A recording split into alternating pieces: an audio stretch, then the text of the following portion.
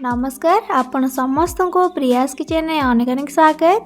फूलकोबी आलू भजा एमती तो ये जो फूलकोबी आलू भजा गोटे कॉमन रेसिपी समस्ते बनी था घरे, किंतु आज ये जो फूलकोबी आलू भजाटा ना एकदम नुआ उपाय मु बन के देखेबी जोटा कि आपन को यार टेस्ट डिफरेंट लगे। तेज चलतु डेरी न कर आज रेसिपी को स्टार्ट करवा।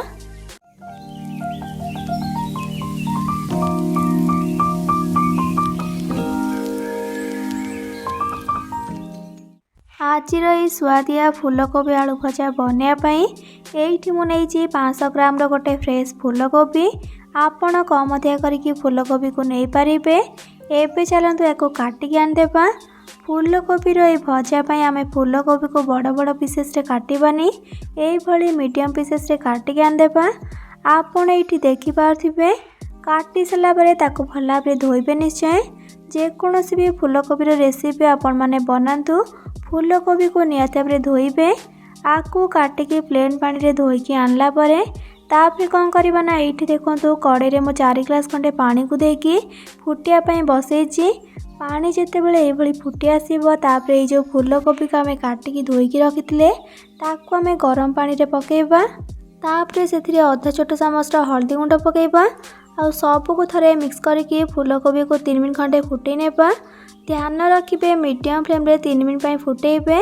फूलकोबी को बिल्कुल भी सिझेबेनी। तो ये देखो फुटीगला एमती गैस फ्लेम को बंद करदेबा। आ फूलकोबी को छाणी आनिबा बाहर को। ध्यान रखिए फूलकोबी को अधिक सिझेबेनी, अधिक सिझेदेले टेस्ट खराब हो। जेमती कि आम समस्ते जानी फूलकोबी चाष कला बेले चाषी माने फूलकोबी उपरे बहुत सारा मेडिसिन स्प्रे करथांती। ता छड़ा फूलकोबी भितर मध्य पोक रही था। तो से यही जो प्रोसेसटा आम कले एवं आम फूलकोबी रखा साइड रे। एबे नेक्स्ट स्टेप को एपटे देखो नहीं मु गोटे बड़ बाउलटे आउ आम देबा गोटे छोट चामच धनिया गुंड आ सहित गोटे छोट चामच जीरा गुंड देबा। तो कोबी भजारे टिके भल कलर आनिया आम अधा छोट चामच देबा काश्मीरी रेड चिली, अधा छोट चामच देदेबा हल्दी गुंड आउ एबे देबा से आम स्वाद अनुसार लुण। जेहेतु बिना पियाज रसुण रे बनाऊे बढ़िया बास्ना आनिया गोटे छोट चामच देबा कस्तूरी मेथी आ सहित ये आम देबा गोटे बड़ चामच तेल। आपन चाहे ये सोरिष तेल व्यवहार करें, किंतु मुझे रिफाइन तेल नहीं ताकू भल भाव आम गोली नेबा। सबू मसला तेल सहित बढ़िया भाव मिक्स हो गला आम ये अधा कप पाखापाखि पानी देबा आकु आउ थे पुणी भल भाव गोली नेबा। एमती तो आपण मैंने कोबी को केवल भाजी पारे, किंतु आलू टिके देले भल लगे।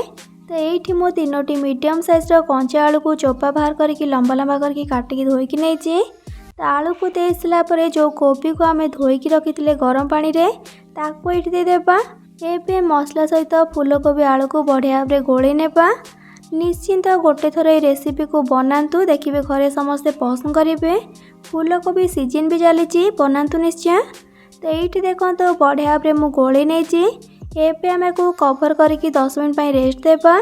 कहीं आम जहाँ भी सब मसला देचे सब फूलकोबी आलू रे तार फ्लेवरटा आसीज। तो जिते बड़े 10 मिनट आम रोसे स्टार्ट करवा। गैस उपर गोटे कड़े बसई, कड़े गरम है गोटे बड़ चामच देदेबा तेल। तेल रे देबा अधा छोट चामच जीरा आ जीरा फुटीगला आम देबा ये गोटे बड़ चामच अदा और कंचा लंकार छेचा। मुझे 2 इंच अदा और 3टी कंचा लंका को छेचिकी नहीं। आपड़ जी राग खाइबा को पसंद करेंगे से हिसाब से कंचा लंका ये ऐड करेंगे। तो गैस फ्लेम को लो टू मीडियम रे रखिबा। आ ये जो अदा छेचा को आम किसी सेकेंड भाजी नेबा जेमती कि तार कंचा स्मेलटा पलैब। तापर आम किसी भृषंग पत्र देबा पुणी या गोलेकी किसी सेकेंड भाजी नेबा। टिके भाजी गला बेसी भाजवा दरकार नहीं।